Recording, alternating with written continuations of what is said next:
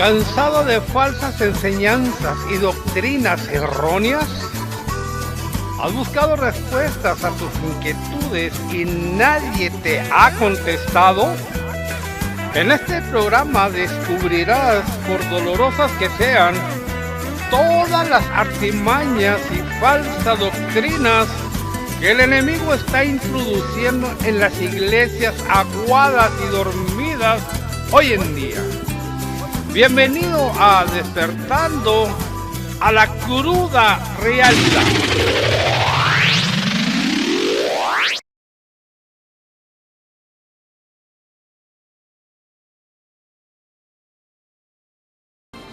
¿Está obligado Dios a responder nuestras oraciones? Septiembre de 1983, año en que, estando recién llegado a los caminos de mi Señor Jesucristo y estando en mi área de trabajo y leyendo la bendita palabra de Dios, se me acerca un señor para preguntarme que si era cristiano evangélico, a lo cual le contesté afirmativamente. El señor, el cual no conocía, se sentó al frente mío y comenzó a platicar que su esposa era también cristiana. ¡Ah, qué bien!, le contesté yo. ¿Y usted?, le cuestiono yo. Yo también me convertí hace tiempo, pero ya dejé de ir a la iglesia. ¿Y eso por qué?, le pregunto yo. Y me comienza a platicar su corta estancia en el Evangelio, diciéndome, fíjese, que cuando mi esposa se convirtió, la verdad que al principio yo me le oponía a que se hiciera evangélica, pero pasado el tiempo comencé a ver diferente a mi esposa. Era más amable, más atenta, en fin, había un cambio que me gustaba de ella. A lo cual, después de tantas invitaciones por parte de ella para que le acompañara, decidí ir con ella. Y la verdad que me gustó, terminando por entregarme al Señor. ¡Ah, qué bueno!, le respondo yo. Pero entonces, ¿cuál es la razón para no ir más a la iglesia?, le pregunto. Mire, prosigue él. Tenía como 4 meses de convertido al Evangelio cuando mi hijo se enfermó gravemente. Yo, por supuesto, confié en Dios que me lo iba a sanar, pero la verdad que no fue así. Entonces me dije, ¿para qué ser cristiano evangélico si Dios no responde? Mi hijo murió porque Dios no me respondió para sanarlo. Por eso, en verdad, ya no quiero nada con el Evangelio. En realidad, casos como este hay muchos. Y aquí es donde debemos preguntarnos, ¿está obligado Dios a responder nuestras oraciones? Permítame que le haga esta pregunta. Usted que me esté escuchando, personalmente, ¿qué piensa? Mucha gente, usando textos y sacándolos de contexto, piensan y creen que sí, que Dios está obligado a responder nuestras oraciones tan solo por ser creyentes. Pero eso no es así. Vamos a ver varios textos y vamos a comprobar que esto no es así. El verso que más usan en esto que viene es en Juan 14:13, que dice, este verso es el que usan mucho para afirmar que Dios está obligado a responder. Veamos Juan 14:13, que dice, y todo lo que pidieres al Padre en mi nombre lo haré, para que el Padre sea glorificado en el Hijo. Si algo pidieres en mi nombre, yo lo haré. Este texto de Juan, la verdad que lo han tomado muy literal, pero esto no es así. Debemos observar que estas palabras fueron dichas a los discípulos, y si usted tiene Biblia en casa, observe detenidamente que desde el capítulo 14 hasta el 17, el maestro tiene una larga plática con sus discípulos, tratando muchos temas, pero es solo con ellos con quien está hablando, no hay nadie más. Durante la charla que el maestro tiene con ellos, se puede notar en ese capítulo 14, varias interrupciones de los discípulos. El primero está después que el maestro les dice, Juan 14:1, no se turbe vuestro corazón, creéis en Dios, creed también en mí. En la casa de mi Padre muchas moradas hay. Si así no fuera, yo os lo hubiera dicho. Voy pues a preparar lugar para vosotros. Y aquí está la primera pregunta de los discípulos. Juan 14:5 le dijo Tomás, Señor, no sabemos a dónde vas. ¿Cómo pues podemos saber el camino? En el verso 8, Felipe le dijo, Señor, muéstranos al Padre y nos basta. Juan 14:8. En el verso 22 es Judas, no el Iscariote, quien le pregunta, Señor, ¿cómo es que te manifestarás a nosotros y no al mundo? Juan 14:22. Observe que el maestro está hablando solamente con sus discípulos, y para eso vea los versos finales. Y ahora os lo he dicho antes que suceda, para que cuando suceda creáis. No hablaré ya mucho con vosotros, porque viene el príncipe de este mundo y él nada tiene en mí. Mas para que el mundo conozca que amo al Padre y como el Padre me mandó, así hago. Levantaos, vámonos de aquí. Juan 14:29. Vea que en todo este capítulo de Juan 14, Jesús está hablando solo con sus discípulos, con nadie más. En la narración final, verso 28, todo parece indicar que estaban cómodamente sentados, posiblemente en el lugar donde frecuentemente se reunían. Por lo tanto, estas palabras de Jesús en Juan 14:13, y todo lo que pidieres al Padre en mi nombre, lo haré para que el Padre sea glorificado en el Hijo. Si algo pidieres en mi nombre, yo lo haré. Es solo a ellos. Él no me está diciendo esas palabras a mí, tampoco a usted que me escucha.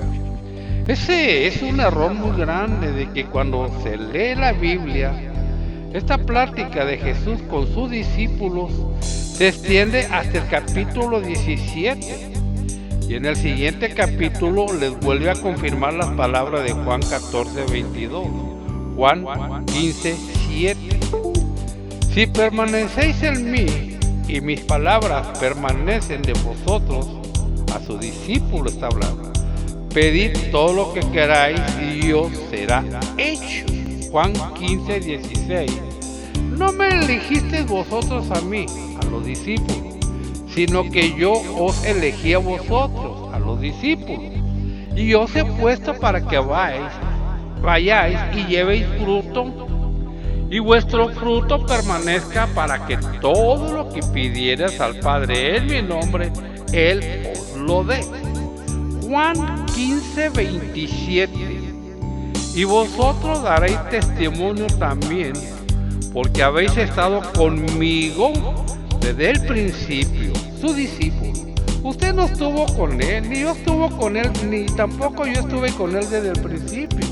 Fueron sus discípulos. Por lo tanto, a ellos es a los que les está hablando en todos estos varios capítulos desde Juan 14 hasta Juan 17.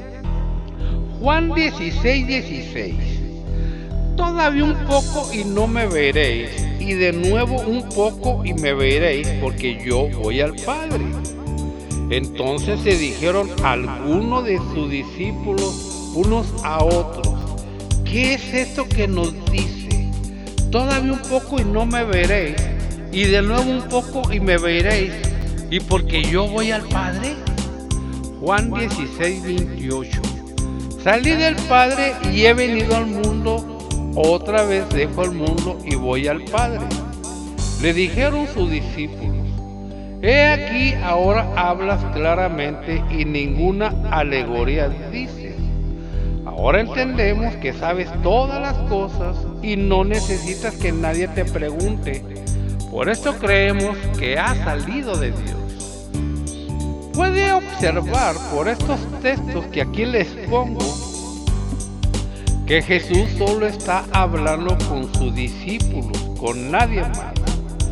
En el capítulo 17 de igual manera sigue hablando solo con ellos. Vea estos 4 capítulos, 14, 15, 16 y 17, y compruebe usted mismo que es a ellos, a los discípulos, con quien habla. Por lo tanto, esa promesa de que lo que pidamos al Padre en su nombre lo hará, es para ellos, no para nosotros. Debemos entender que hay escritura dirigida ya sea a nosotros, a los discípulos, a Nicodemo, a la mujer samaritana, a los que querían apedir a la mujer adúltera, a los fariseos y saduceos, a Pedro. Y la verdad que no terminaría de nombrarle todas las referencias que no nos incluye a nosotros. También hay escritura que habla de profecías cumplidas, profecías que se cumplirán en un futuro y sucesos que estaban vigentes en tiempo de nuestro Señor Jesucristo, así como también hablaba en parábolas. Fíjese. Una parábola es el relato de un acontecimiento ficticio que permite transmitir un mensaje de contenido moral a través de una relación de semejanza entre cosas distintas, una comparación o una similitud. Las parábolas son cuentos que tienen apariencia de verdadera, pero que en realidad no lo son. Sin embargo, muchos toman las parábolas como un acontecimiento verdadero, lo cual es un grave error. Todas estas malas interpretaciones que muchos le dan a la bendita palabra de Dios hacen que muchas congregaciones tengan doctrinas chuecas y torcidas, como el caso del estudio que tenemos ahorita, que Dios está obligado a responder nuestras oraciones por la mala interpretación que le aplican a Juan 14, 13.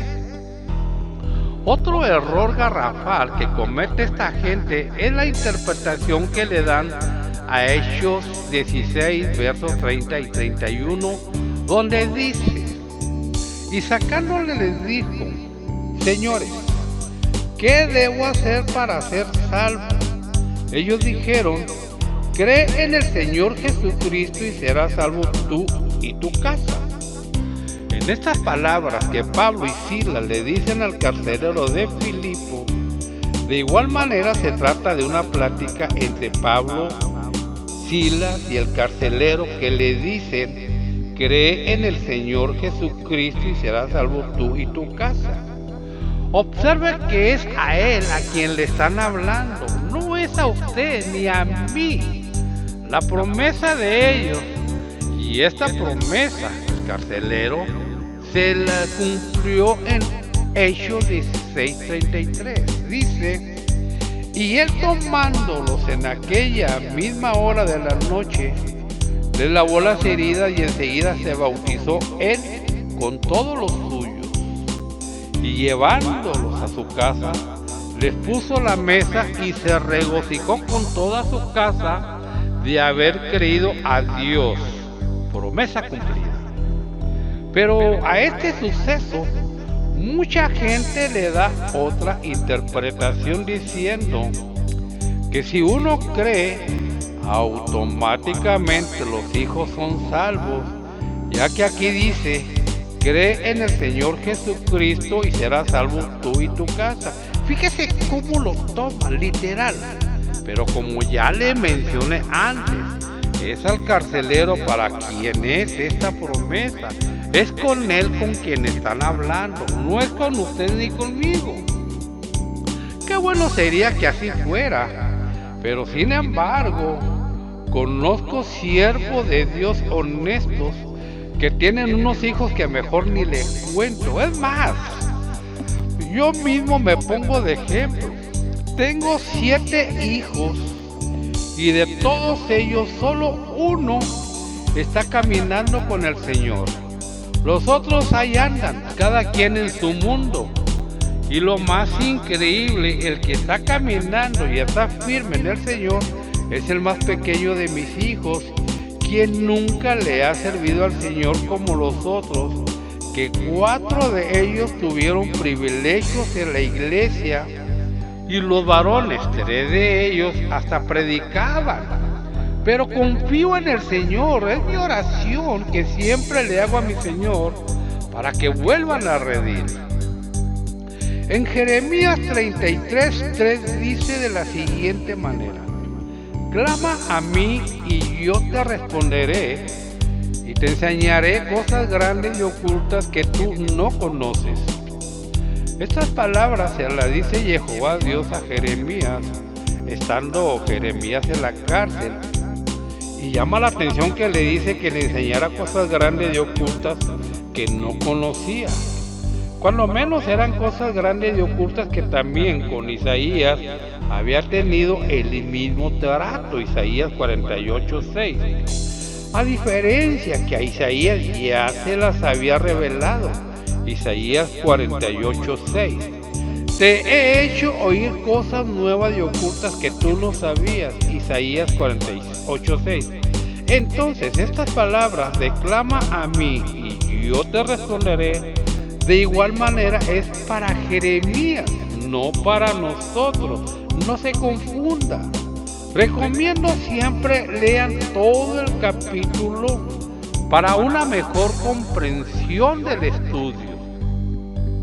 Entonces, si Dios no responde mis oraciones, ¿para qué pierde el tiempo orando?, dirá usted.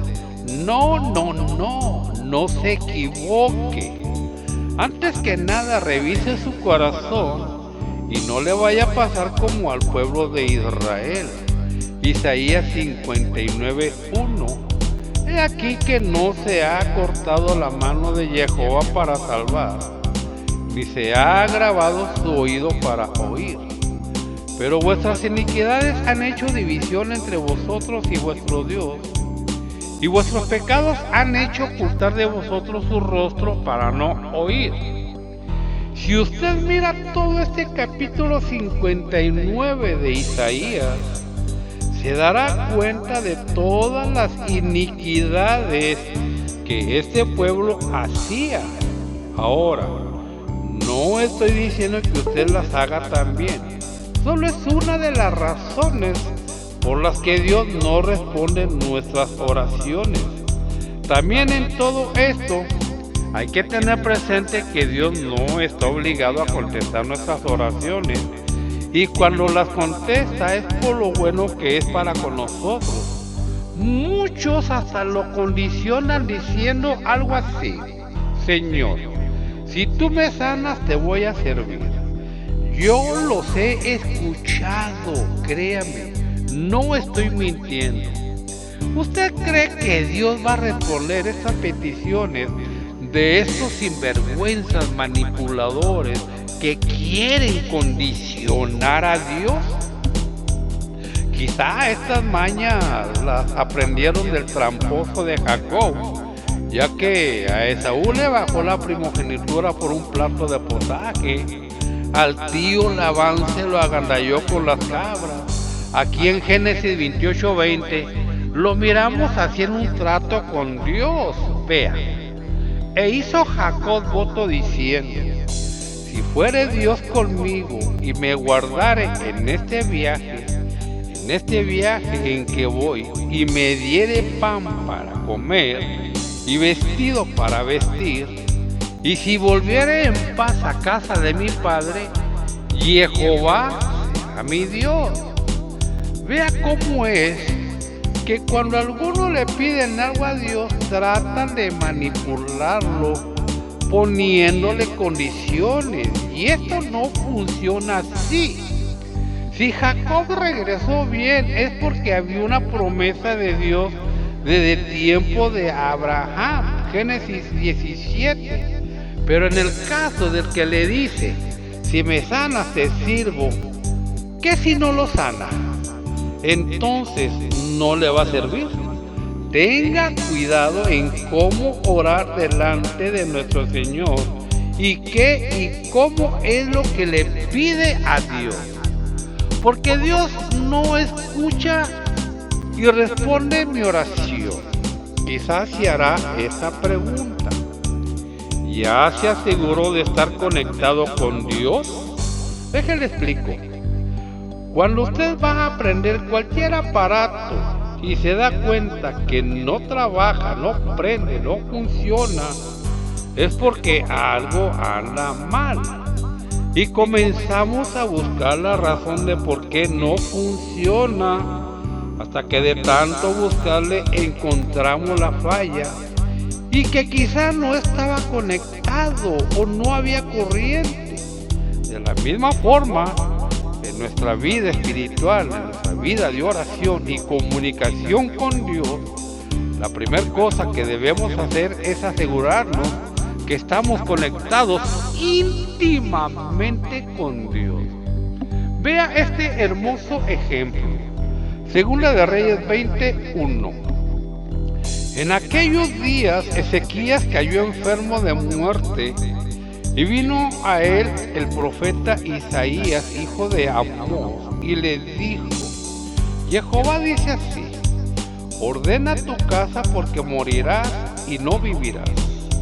Una muy mala noticia recibe Ezequías, ya que Isaías le lleva la noticia de que va a morir.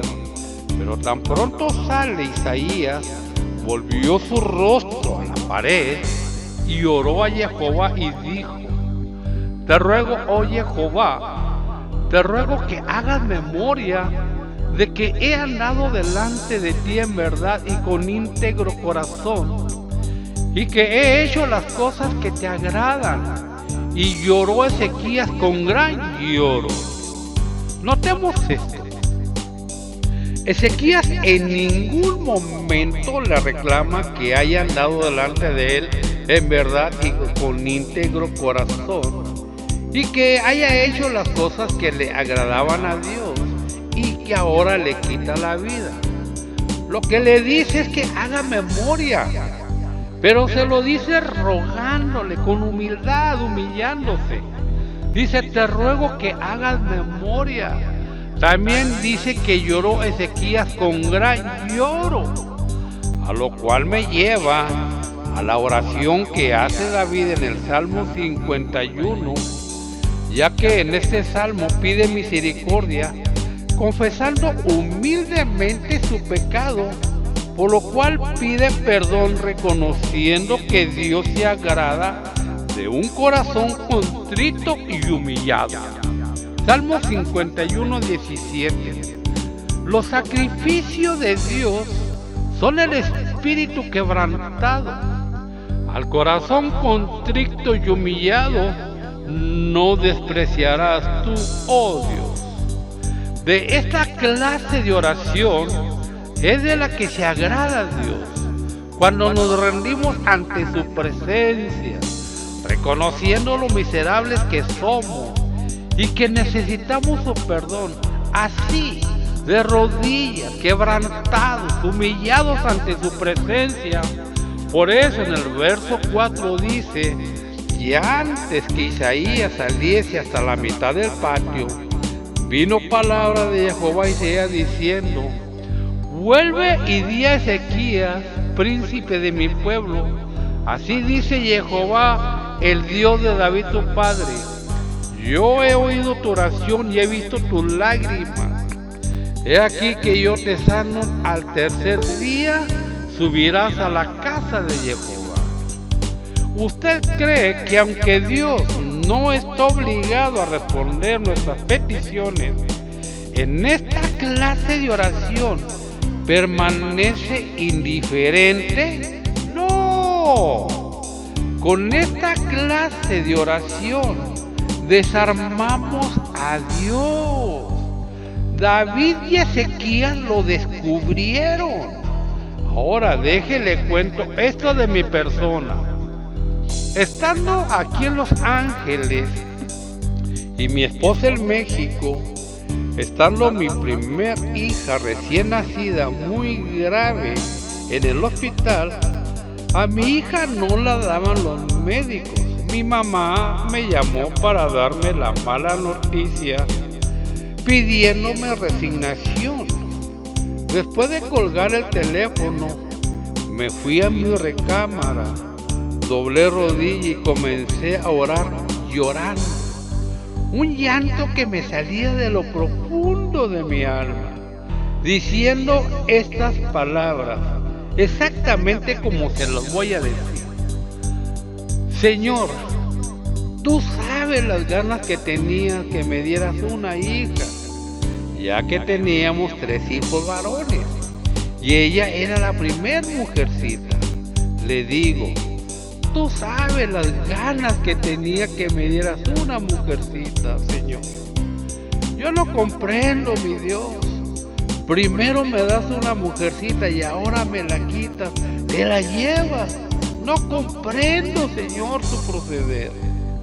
Pero una cosa te digo, mi hija viva o muera, yo te voy a seguir siendo fiel. Todo esto con un torrente de lágrimas por mi rostro. ¿Y qué creen?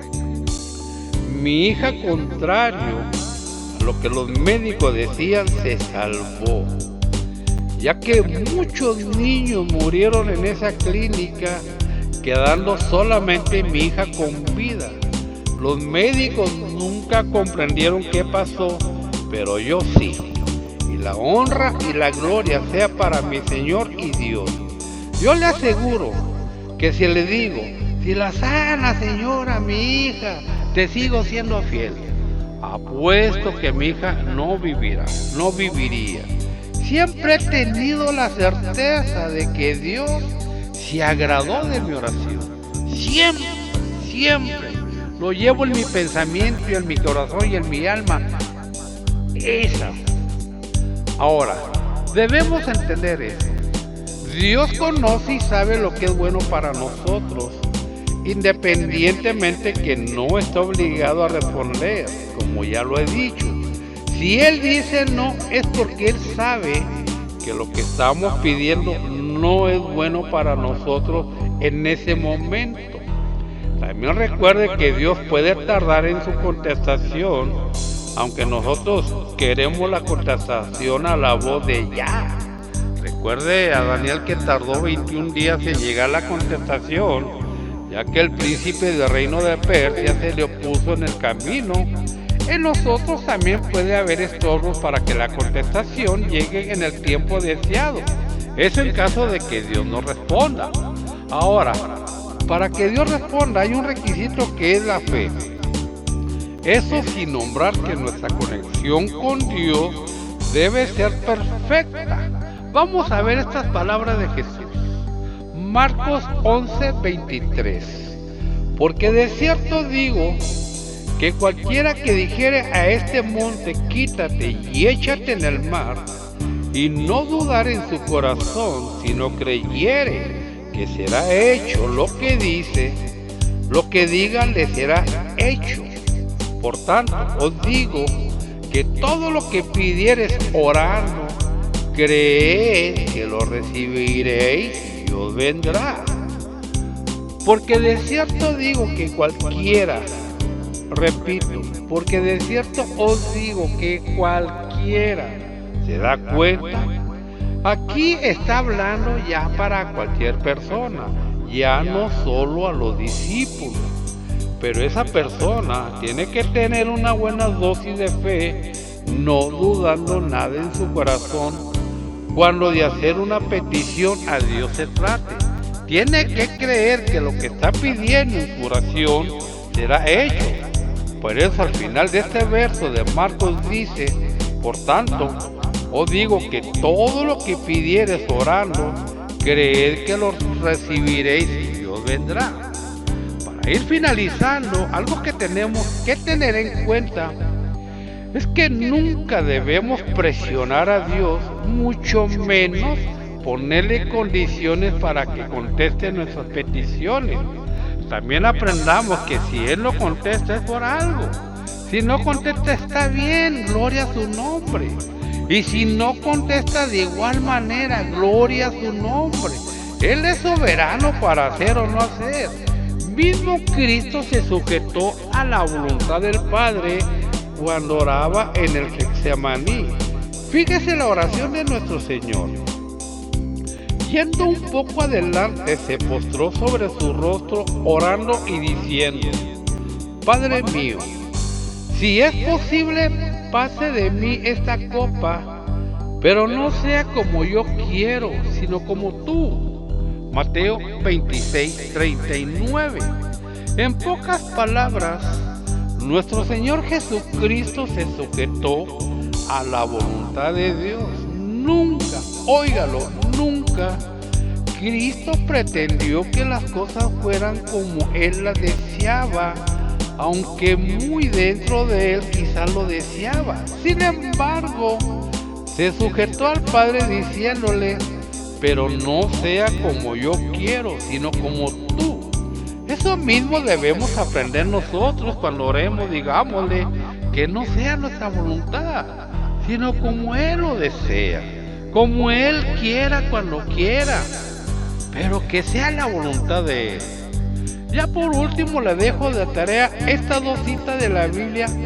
En apariencia son iguales, pero tienen mucha diferencia una de la otra. Estúdialas y descubra cuáles son las diferencias. Marcos 11:23. Porque de cierto digo que cualquiera que dijere a este monte: quítate y échate en el mar, y no dudar en su corazón, sino creyere que será hecho lo que dice, lo que diga le será hecho. Por tanto, os digo que todo lo que pidiereis orando, creed que lo recibiréis y Dios vendrá. Juan 14:13.